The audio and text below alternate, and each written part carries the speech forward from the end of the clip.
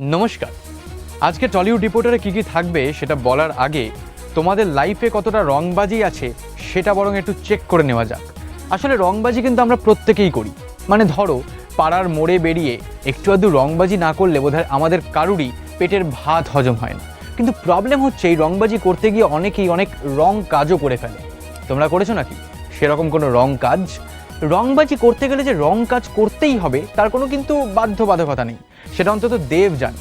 এত কথা রংবাজি নিয়ে একটা কারণেই বললাম, কারণ আজ টলিউড রিপোর্টারে টোটাল রংবাজি চলবে স্বয়ং রংবাজ দেবের সাথে, এবং তার সাথে কি কি থাকবে সেটাই দেখে নেব হেডলাইন্সে।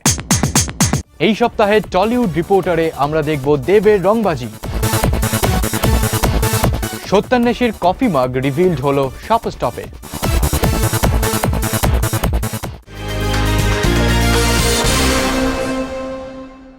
দেবকে এবার প্রথম প্রশ্ন করতে চলেছি। আচ্ছা বস, শুনছি নাকি শহরের একটা নাম করা রেলাবাজ রংবাজ আসতে চলেছে?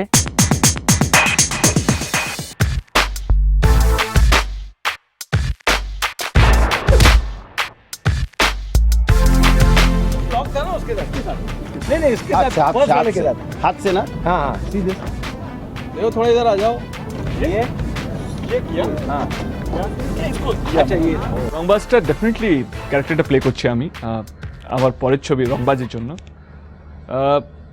ইন্টারেস্টিং একটা ক্যারেক্টার, কারণ এরকম ক্যারেক্টার আগে করিনি।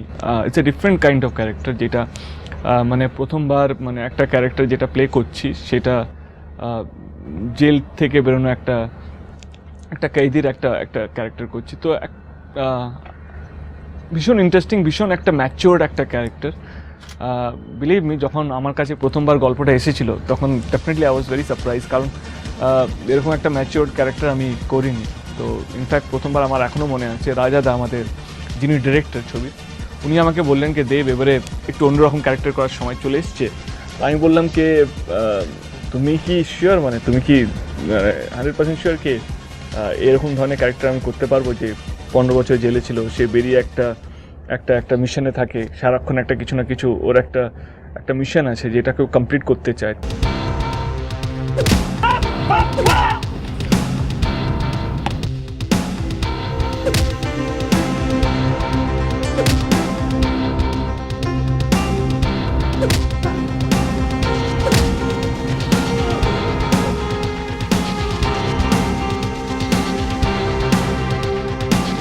রংবাজ ছবিতে আর যে যাই বলুক, নানান রকম স্টোরি রয়েছে আমিও জানি, কিন্তু সব থেকে আগে যেটা উঠে আসছে সেটা হচ্ছে অ্যাকশন। বিশেষ করে ট্রেলারে যা দেখছি, মানে তুমি এদিকে লাথি ছুটছো ওদিকে লাথি ছুটছো, এগুলোর সঙ্গে মানে 35 তলা উপর থেকে ঝুলছো, এই সব কিছুই বোধহয় সম্ভব হয়েছে অ্যাকশন ডিরেক্টর অ্যালেন আমেনের জন্য, যিনি নিজে একজন ওয়ার্ল্ড ক্লাস অ্যাকশন ডিরেক্টর। ওনার সাথে কাজ করে কেমন লাগলো তোমার? এর আগে একটা ছোট্ট স্টোরি বলি। স্টোরিটা এরকম, যখন আমরা ছবিটা প্ল্যান করছিলাম, আমরা নিজের কাছে একটা চ্যালেঞ্জ ছিল আমাদের প্রত্যেকের কাছে, we want to do action ছবি। মানে এই ছবিটা আমরা ভেবেছিলাম কি এরকম একটা অ্যাকশন করব যেটা আগে আমি করিনি বা আমাদের বাংলা ছবির দর্শক দেখেনি আর কি। তো we are going through so many things, action কেমন হওয়া উচিত, কীরকম ধরনের।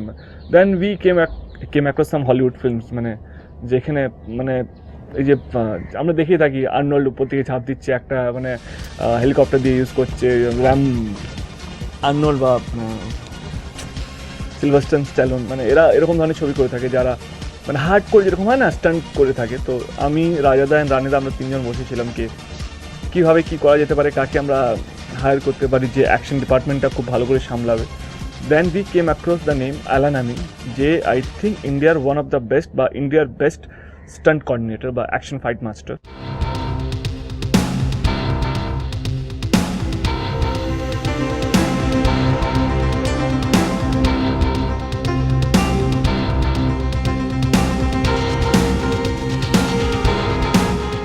আই থিঙ্ক তারপর ইজ ভেরি এক্সপেন্সিভ, মানে আপনারা ফাইট দেখেই বুঝতে পারছেন কি মানে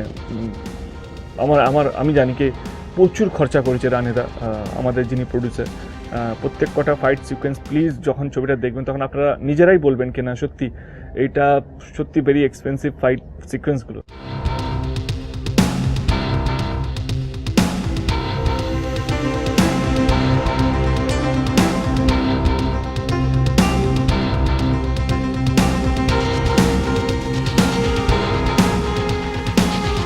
পেঁয়াজের দাম কমবে কি কমবে না, সোনার দাম কমবে কি কমবে না, ফ্লাইটের দাম উঠবে কি উঠবে না, শেয়ার বাজার আবার স্টেবল হবে কি হবে না, টাকার দাম কি উঠবে, এই সব কিছু নিয়ে লোকেদের এক্সপেকটেশন কোন জায়গায় সেটা আমি জানি না।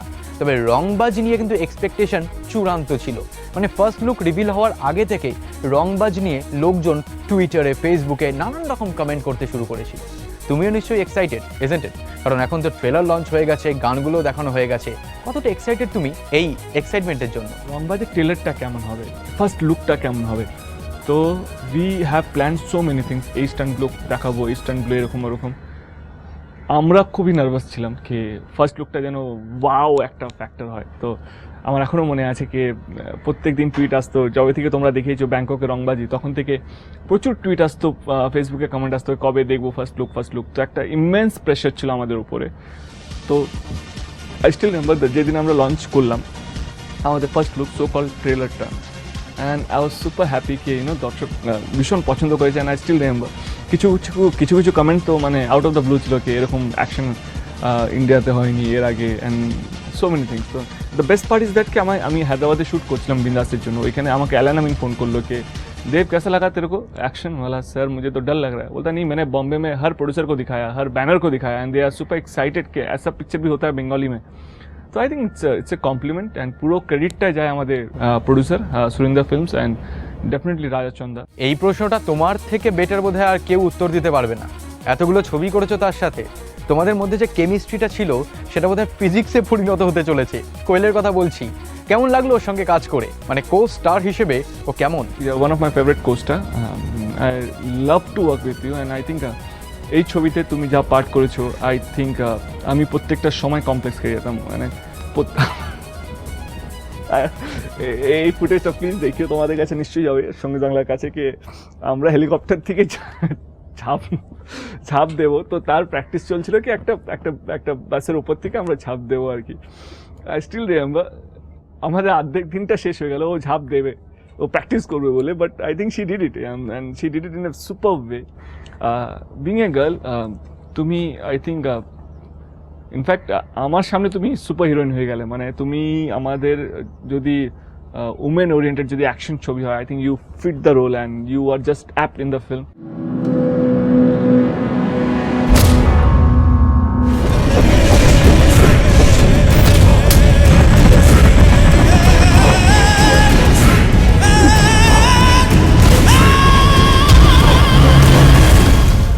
রংবাজের গান নিয়ে অলরেডি শোরগোল পড়ে গেছে কিন্তু, এবং এই রংবাজে যেহেতু জিৎ গাঙ্গুলি মিউজিক দিয়েছেন তাই শোরগোলটা পড়ারই কথা, ইজন্ট ইট? আচ্ছা, রংবাজে তোমার সব থেকে প্রিয় গান কোনটা? তুই আমার রানী আমি তোর রাজা রে, পাবি না আমার মতো। বাকিটা জিদ্দা গাইবে, জিদ্দা গিয়ে শুনি দাও। And I think this song is going to the best song এই ছবিটার মধ্যে, মাই ফেভারিট সং। মানে কথাগুলো ভীষণ সুন্দর, আমাদের রাজাদা লিখেছে, সব আমার কাছ থেকে ঝেড়েছে। রাত্রে আমি এই গানগুলো গাইতাম, ও সকালে এসে লিখে রানিদাকে দিয়ে তো এটা নিয়ে গান করে নিয়েছে। এনিওয়ে রায়দা, you should thank me for this, but otherwise I think jokes apart, I think রাজাদা again it's a very talented guy, মানে মাল্টি ট্যালেন্টেড হয় না একটা লোক, তো সেখানে রাজা চন্দা ইজ ওয়ান অফ দোজ যে ভালো গান লিখতে পারে, ভালো ডিরেকশন দিতে পারে, ভালো গল্প লিখতে পারে, অ্যান্ড ভালো মেয়ে পটাতে পারে এই বয়সেও। তো I think he is too genius.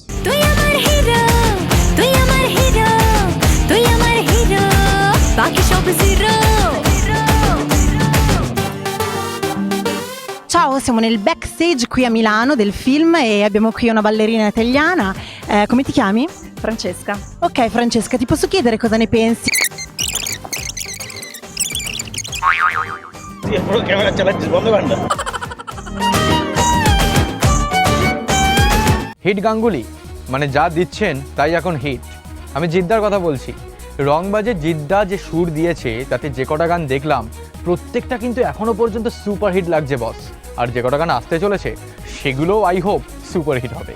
আচ্ছা, এই ছবির মিউজিক নিয়ে যদি কিছু বলো তুমি। গান নিয়ে কিছু বলারই নেই, কারণ Jeddah definitely is one of the best I believe. Jeddah খুব ভালো সুর দিয়েছে ছবিটার মধ্যে, অ্যান্ড আই থিঙ্ক 5টা গান আমাদের ছবিটার মধ্যে, অ্যান্ড 5টা গানই সত্যি ভীষণ ভালো।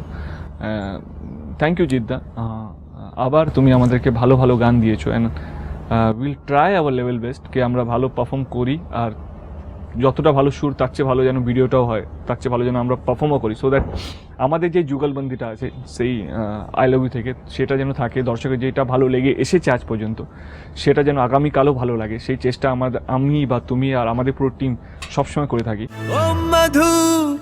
Oh Madhu, I love you, I love you. Oh Madhu, oh Madhu, I love you, I love you. এই মাসাজ জিনিসটা কিন্তু মারাত্মক, isn't it?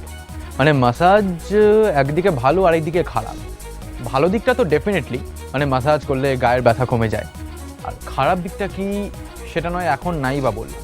যেটা বলা ভালো, রংবাজের থেকে মাসাজ নিতে কিন্তু কোনোদিন যেও না, যেটা যাবে সেটা হচ্ছে রংবাজের থেকে মেসেজ নিতে। ওয়েল দেব, তোমার বা রংবাজের তরফ থেকে অডিয়েন্সের জন্য কিছু মেসেজ আছে নাকি? বাংলা ছবি বাজার এখন সত্যি খুব ভালো, এটাই বলবো কি পুজোতে আমার ছবি রিলিজ হচ্ছে, আমাদের ছবি রিলিজ হচ্ছে ইনফ্যাক্ট, তো প্লিজ পুজোর শপিং করার সময় একটু টাকা বাঁচিয়ে রাখবেন আমার ছবিটা দেখার জন্য বা আমাদের ছবিটা দেখার জন্য, আমাদের রংবাজিটা দেখার জন্য। বাস বাকি যে আপনারা ভালো বুঝবেন, পুজোর জন্য ভালো করে তৈরি হয়ে উঠুন, প্যান্ডেলে ঘোরার জন্য, সঙ্গে সঙ্গে আমার ছবি দেখার জন্য। তোমরা বিশ্বাস করবে কিনা জানি না, তবে পৃথিবীর কিন্তু World War III শুরু হবে এই নেটওয়ার্কিং ওয়েবসাইট থেকেই। বিশ্বাস করো, এর গার্লফ্রেন্ড ওর সাথে, ওর গার্লফ্রেন্ড ওর সাথে, তার গার্লফ্রেন্ড এনার সাথে, এরকম কনফিউজিং একটা জায়গা যেখানে যুদ্ধ লাগবে না তো আর কি লাগবে, সেই যুদ্ধের মাঝখান থেকেই আমরা তুলে আনি খবর এবং স্টার টুইটসে তোমাদেরকে শোনাই সেলেবরা কোথায় কি করছে। এটাও এক ধরনের যুদ্ধ বটে গুরু। লন্ডনে করেছে, রোমে করেছে, কুমোরটুলিতে করেছে, ব্যাংককে করেছে, কোথায় করেনি রংবাজি দেব, এবং টুইটারেও করে বেড়াচ্ছে। ও যেই রংবাজিগুলো করছে সেগুলো আবার টুইটারে আপডেটও করে। জাস্ট লাইক ও বলেছে যে সঙ্গীত বাংলায় কয়েকদিন আগে একটা মিউজিক্যাল শ্যুট করে এলাম জিৎ গাঙ্গুলি এবং কোয়েলের সাথে। এই যে শোটা, এটা সঙ্গীত বাংলার পর্দায় তোমরা ডেফিনেটলি দেখবে, তবে তার আগে একটা ছবি দেখে খুশি থাকো তো দেখি।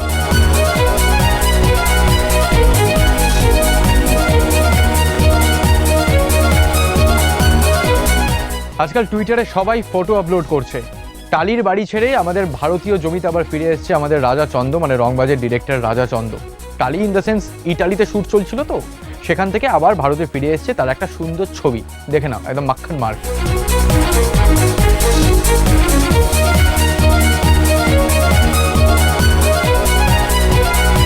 কোয়েল ছোটবেলায় কেমন দেখতে ছিল সেটা তো অনেকেই হয়তো জানো, কারণ ম্যাগাজিন, পেপার এসবের দৌলতে ওর ছোটবেলার ছবি অনেকেই দেখেছো। কিন্তু ওর বান্ধবী বন্ধুদের কেমন দেখতে ছিল জানতে ইচ্ছা হয় না? দেখো, ওদের ছোটবেলার ছবি খুঁজে পাওয়া খুব মুশকিল, সেই জন্য একটু বড়বেলার ছবি দেখাচ্ছি, কারণ কোয়েল নিজেই এই টুইটটা করেছে।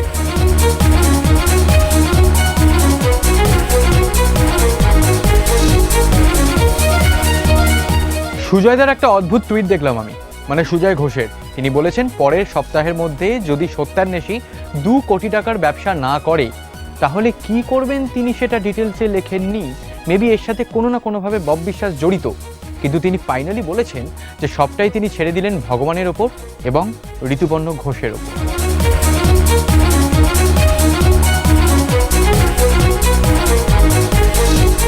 ঋতুপর্ণ ঘোষের নিজের হাতে ডিজাইন করা কফি মাগ রিলিজ হয়ে গেল শপার্স স্টপে, সত্যান্বেষী রিলিজের ঠিক আগে, এবং এই সুযোগ আমি কি করে ছাড়তে পারি, তাই আমিও পৌঁছে গেছিলাম শপার্স স্টপে।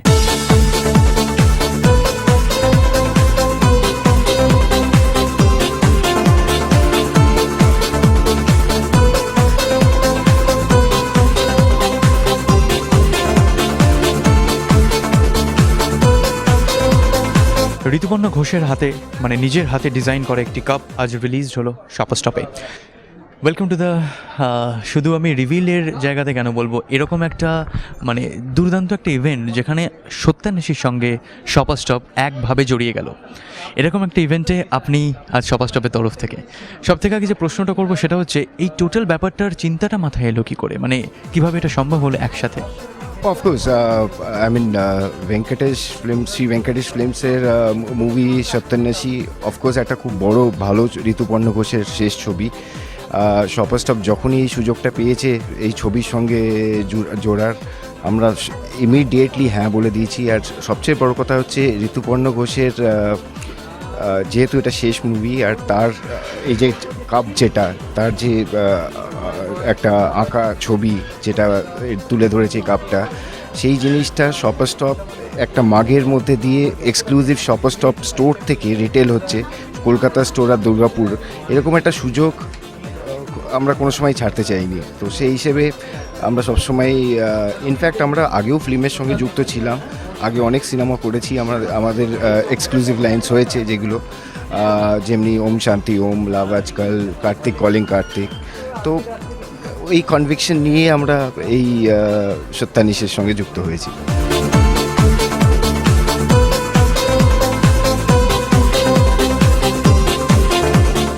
এই কাপের ডিজাইনের সঙ্গে তোমাকে আরেকটা প্রশ্ন করি, সত্যান্বেষী মানে ব্যোমকেশ বক্সী পড়েছো?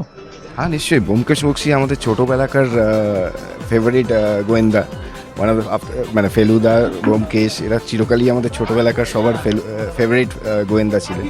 তো আমি খুব থ্রিলড এই বইটা দেখার জন্যে, আই এম ইগারলি ওয়েটিং কবে বইটা রিলিজ হবে, আমি নিশ্চয়ই দেখব।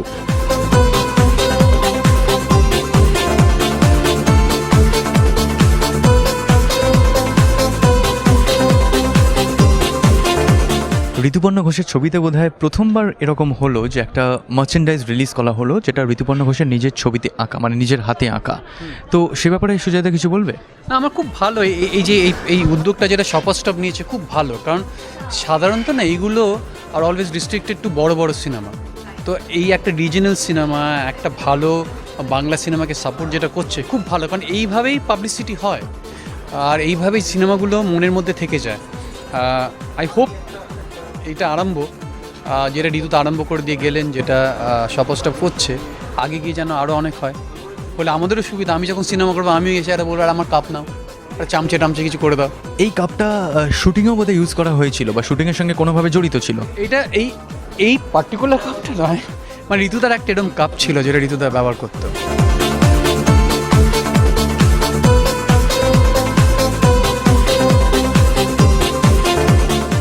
এই কাপটার মধ্যে একটা রহস্য লুকিয়ে আছে। যদি এই রহস্যটা আপনারা ভেদ করতে পারেন তাহলে আপনারা সব জানতে পারবেন।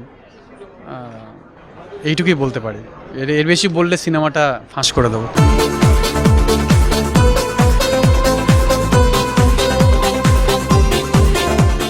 সত্যান্বেষীর অজিতকে পেয়ে গেছি এবার ক্যামেরার সামনে, একদম হাতে গরম কাপ হাতে। অনিন্দাদা, welcome to Tollywood reporter. Thank you. মনে হচ্ছে বিশ্বকাপ হাতে নিয়ে দাঁড়িয়ে আছি। হ্যাঁ, গোটা বিশ্ব কিন্তু মোটামুটি এটা যেতে পারে এই কাপে, যা বলছো। একদম একদম একদম। এই কাপটা ঋতুপর্ণ ঘোষ নিজের হাতে ডিজাইন করেছিলেন এবং তুমি যেভাবে জড়িত, মানে এই ছবির সঙ্গে ঋতুপর্ণ ঘোষের সঙ্গেও, যদি একটু বলো এই ব্যাপারে। হ্যাঁ, ছবিটা তো যখন অনেক দিন ধরে ঋতুদা প্ল্যান ছিল ব্যোমকেশ নিয়ে ছবি করবে, তারপর চোরাবালি নিয়ে ছবি করবে মনস্থির করে। ঋতুদার একটা ব্যাপার আছে যে গল্প নিয়ে করুক না কেন, মানে সেটা রবীন্দ্রনাথই হোক বা শরদিন্দুরই হোক, ঋতুদা কিন্তু তাদের নিজের কিছু স্বাক্ষর রাখতে চায়। সেটা এই ছবিটার ক্ষেত্রেও সত্যি। এই ছবিটা তো ঋতুদার এমন কিছু কিছু নিজস্বতা আছে যেটা শরদিন্দুর থেকে কিন্তু আলাদা অনেকাংশে। তো হয়তো ঋতুদার এই চোরাবালি গল্পটা খুব অ্যাট্রাক্ট করেছিল, কারণ এটার মধ্যে অনেকটা ঐতিহাসিক মানে বিভিন্ন এলিমেন্টস এর মধ্যে লুকিয়ে রয়েছে। তো ঋতুদা ওই বাড়িটা ডিজাইন করেছিল, একটা কিরম ধরনের ওয়ালপেপার হবে বাড়ির, কী ধরনের ফার্নিচার হবে, এইগুলো ডিজাইন করেছে। একই সঙ্গে ঋতুদা এই ছবিটার এমব্লেমও তৈরি করার চেষ্টা করেছিল। যেহেতু চোরাবালি, তার সঙ্গে বাঘের একটা কানেকশান আছে, এই বাঘের মুখটা দিয়ে ঋতুদা একটা ছবি করেছিল। আমি ঋতুদার ছবি আঁকার সাথে পরিচিত, তার কারণ আমাদের ম্যাগাজিনে ঋতুদা যখন কোনো বেরিয়ে এসে, ইসরায়েল থেকে বেরিয়ে এসে একটা ট্রাভেলগ লিখেছিল, নিজে ছবি এঁকেছিল তাতে। তো এই লেটারিংটাও করেছিল, এই বাঘের মুখটাও এঁকেছিল। তো তখন আমার মনে হয়েছিল যে এটা বোধহয় মানে ওয়ান অফ ইটস কাইন্ড, যে আমরা সবাই পেছনে লাগতাম যে একটা কেন মাগ, কেন আমরা অন্য পাবো না। তো আজকে ভেঙ্কটেশ এবং শপার স্টপ মানে সত্যি একটা বিরাট স্যালুট জানাই ওদের। তার কারণ এই ঋতুদার যে ইচ্ছেটা, যে তার যে আঁকাটা, সেটাকে নিয়ে যে সত্যি এরকম একটা মাগ বার করা যেতে পারে, সত্যান্বেষী ছবিটা মুক্তির ঠিক আগে এটাকে যে এরকমভাবে মার্চেন্টাইজ করা যেতে পারে, হয়তো সেটা ঋতুদার ওই ইচ্ছেটাকে সম্মান জানানো।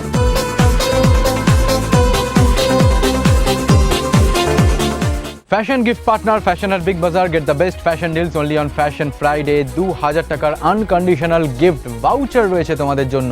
কার তরফ থেকে? বিগ বাজারের তরফ থেকে। এবং সেই লাকি উইনার, যার উপর আমার প্রচণ্ড হিংসা হয়, সেই লাকি উইনার কি দেখে নাও।